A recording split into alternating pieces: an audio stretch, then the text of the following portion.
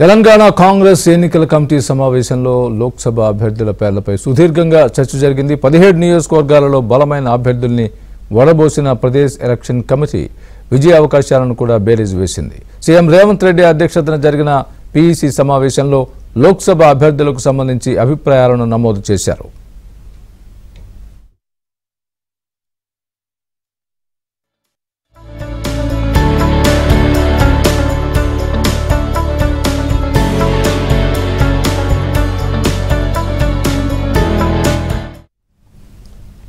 ఈ నెల 15, 16 తేదీల్లో ఢిల్లీలో కేంద్ర ఎన్నికల కమిటీ సమావేశమయ్యే నాటికి తెలంగాణ అభ్యర్థులపై ఒక అభిప్రాయానికి రావాలని తీర్మానించారు.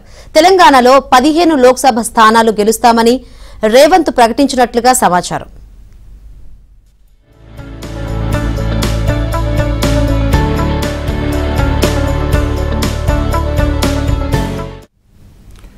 మరోపక్క నియోజకవర్గాల వారీగా అభ్యర్థుల పేర్లను సూచించాలని కూడా పీఈసీ సభ్యులను ఆదేశించారు. సీల్ కవర్లో పేర్లు ఇవ్వాలని సూచించారు. ఒక్కో నియోజకవర్గానికి 3 లేదా 4 పేర్లను రాసి సీల్ కవర్లో పెట్టి సమర్పించాలని అన్నారు.